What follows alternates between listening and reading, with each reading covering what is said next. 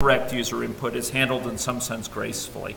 In some sense, it's handled in a robust fashion, so that if the user does make a mistake at any point, your program doesn't simply crash, doesn't simply corrupt data. It provides them with a way of correcting their input, or at least notifying them of that error. And we talked about different levels of severity of problems that can happen.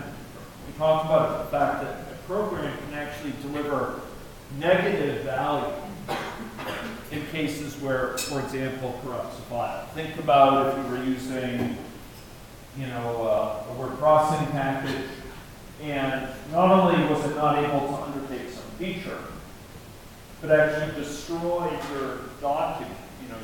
You tried to do something and it crashed, but what's worse is that the document itself is now unusable. That's negative value delivery. You deprive value from your user. And there are certain types of errors that will do exactly that. Other types of errors are severe in the sense that they simply cause the system to bomb out, to be unable to function, give an incorrect error. But also of concern are common errors that the user is going to encounter many, many times in a way that might be distracting, in a way that might be confusing, in a way that might give your organization as the developer a bit of a black eye. So we talked about a wide variety of bugs, and we started to talk about some techniques for identifying test cases that would be worthwhile to use to test the program. And the primary one which we talked about last time was this whole idea of equivalence partition for boundary value testing. Can anyone describe that? What do I mean by equivalence partition of input to a program, to a function?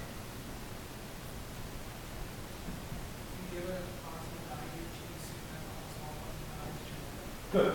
So there's often sort of whole classes of input that are in some sense similar. They're similar in the sense that they elicit sort of similar operations from the program. Maybe in all these cases it will write something to disk. Or maybe in all these cases it has similar logic associated with how it would approach that, what it would need to do to process that input. Perhaps in all these cases you'd like it to be handled in the same graceful sort of warning or error message type of situation. So we divide the input up into a set of equivalence classes where we expect sort of similar things to happen. Now, why do we do that? Why do we divide this program up? So, sure, we could divide up all sorts of equivalence classes. What good does that do us? Why do we do that?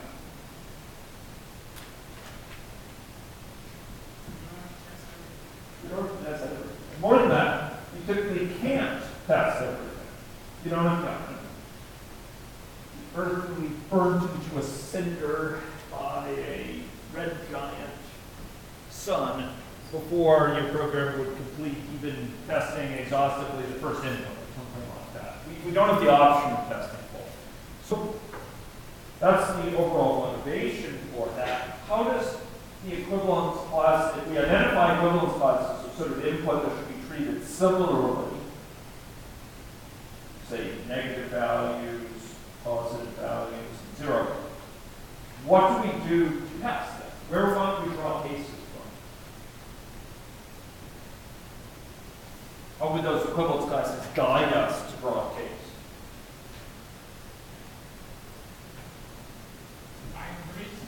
Sorry? Excellent. Excellent. So one issue is the values. Because after all, if these classes of input are requiring the program to do different things, if the logic is different for these different classes of input, one elicits an error message, another class requires it to go on this path through the program, this other class requires this more complicated path. If those are the different classes, the boundary values might be ones we haven't thought through clearly. So maybe we really thought through how we handle positive values and how we handle negative values. Maybe use an error message for negative values. But the case of 0 needs to be thought about often more carefully. Now, this sounds obvious, but it ain't obvious. When you're working on this sort of system late at night, or you're trying to get something done in a rushed way, it's easy to forget about the tricky cases of logic boundary. We'll be seeing a number of cases of this. It may sound straightforward when I talk about, a number, but it gets much more involved when we're talking about different types of strings, different types of names that someone could have, or what have you. So boundary values are one of the key areas we look for testing. But even beyond that, how do these equivalence classes help? So boundaries between them we want to check. Absolutely key. And what's the other thing we want to do for the equivalence class? Do we just want to test the boundaries? Sorry? Yeah, we want to test the boundaries. We want to test one representative at least from each of these, right? I mean, after all, the logic for handling all positive perfect squares is the same. Then we want to test at least one of those to make sure that logic is okay. And this relates to, this is going to shed light on this issue of the third problem on the lab that's out there waiting. Because the third problem is asking me to test, in some sense, the different paths you can take through a program. You go this way, you go that way. These are sort of the different cases that can come about when this program operates. And you want to be sure that you've exercised, that you've been reasonably thorough in exercising the different cases. And equivalence classes allow us to pick at least one representative of each. And we wanted to do just to be sure, from each equivalence class. So, maybe we want to make sure that our system that requires people to register for a website can take not only last names that are a single word of alphanumerics, but maybe it can also take hyphenated names. Maybe it could take names that are, two separate words. D'Souza, DeAngelis. They're two separate words with no hyphen. Maybe we want to check at least one of each of these because they should elicit different kinds of input. They're testing different logic. And while that may not guarantee, it certainly doesn't guarantee, in most cases, that the programs operate correctly. If you haven't even tested one of these that has a certain logic associated with it, you can't, without a red face, claim to have tested your program. I mean, it's just patently, you've left a big wide hole in your tested logic. You drive a Mack truck through it. So, we want to use our equivalence classes to identify test cases. We talked last time about some example equivalence classes. So, we're testing an airline reservation system. You want to be sure that you can reserve first class tickets. You want to be sure that you can reserve coach tickets. You want to be sure that you could request an aisle or window or a middle seat as required, etc. Because those are sort of obvious cases. Now, you might not test every single seat, and in a case where this requires manual testing, that may be way prohibitive, but you can at least do a small number, something like 6 different test cases that would test this out. Okay. And I mentioned some sort of hints as to whether things are in the same equivalence class. Do they cause similar internal operations? Do they exercise similar logic? I think it's on the left today. Has certain cases that you need to be able to handle, and you want to make sure that you've systematically sort of tested those cases. In other cases, it's causing certain error conditions. Error conditions pop up under certain circumstances. Maybe the network's too congested and it times out. Maybe the disk is faulty. And you want to test these. Well, this starts to throw up perhaps it makes you wonder about certain issues. I mean, after all, how are we going to test when the disk is full? We're going to just put tons of crumbs on our disk and fill it up, or is there a more artful way we can do that?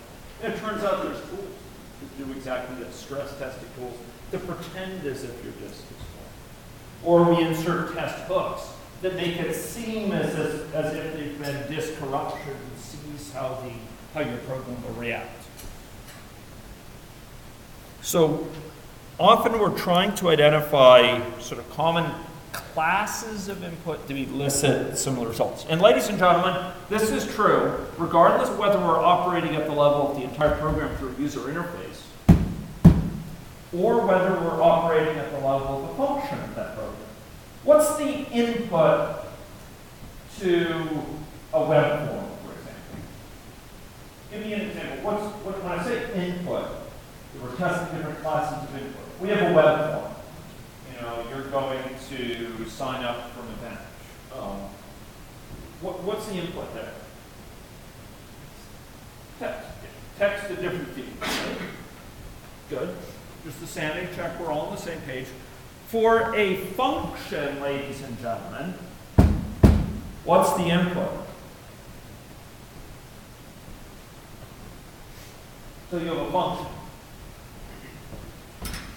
The function's name is what? Foo. Okay, so we have a function.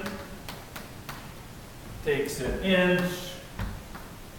It takes a char star, so maybe this is a pointer to some string, and it takes an int array, okay? Array of prices or something like that. And depending on this, what language it is, you have different options here. So what's the input to this function?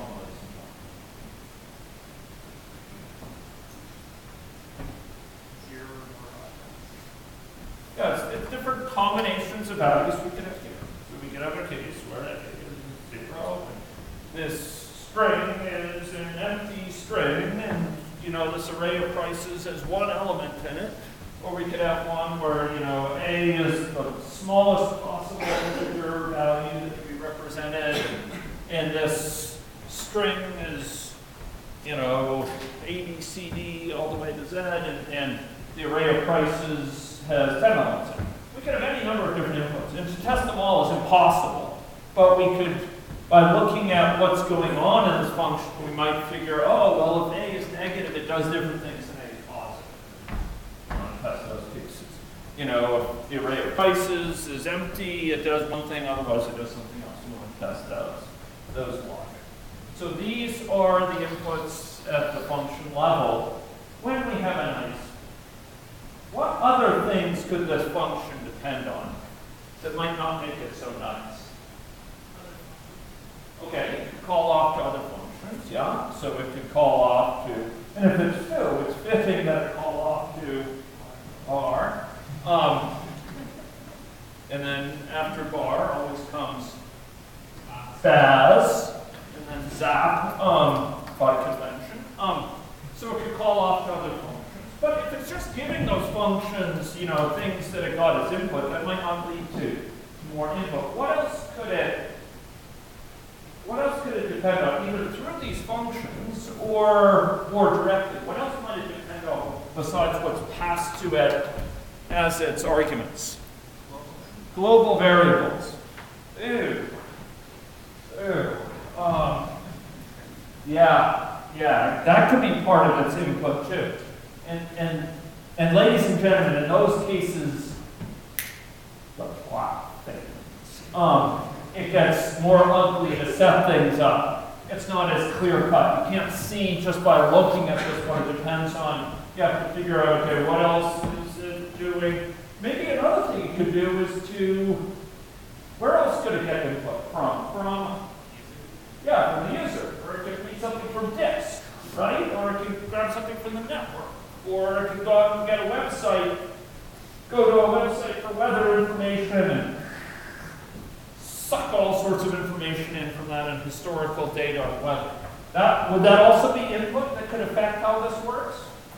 Yeah, if that website's not available, maybe it will function differently than if it is. True or not? True. So, ladies and gentlemen, when we have a function, a lot of the time we can look to its arguments when it's a nice function. And when it's not a nice function, well, we have to look more deeply about what it depends on. And when we're trying to exercise a function to do certain things, we're going to have to take into account how nice the function is. Whether we can just set its parameter values, its formal parameters, set values for these arguments, or whether we're going to have to go and frog some global variables. Ladies and gentlemen, what do you call the mechanism? What do you call the construct that tests some piece of code or some functionality? We set up a what to exercise our program, to test it out. We set up a test harness or scaffold. Good. Those are two good names for it. And we could have a test scaffold for food, for sure. We could have a test scaffold for a website. Those would be kind of different types of, they might be implemented in different ways. For a website, you might write it in water. Web application testing in Ruby, for example. For a function like this, ladies and gentlemen, you might write it in a main function, something along those lines. If these were code in Java, you might write it in JUnit, meaning a testing framework. The point is, we set up these test harnesses or scaffolds, and they exercise our system's try it with different inputs. In a test scaffold or test harness for food, if it just has to worry about what it passes to it here, you can just call it directly with different arguments. The world is nicer and simpler. If we have to start worrying about frogging global variables, it gets more involved. If we have to set up certain files in disks so we can read them, have a case where the file is reading as empty versus non-empty, then it's more complicated yet. So we have code. Maybe it's at the function level, maybe it's at the class level, maybe it's at the user interface level. That has to be exercised. We exercise it through a test scaffold, test harness. Okay, are people comfortable with those basic ideas? That was kind of a quick recap of some key elements from last time. Elements about testing and potentially testable elements as well. Elements that could be tested in the fullness of time. Okay, so this was review, okay?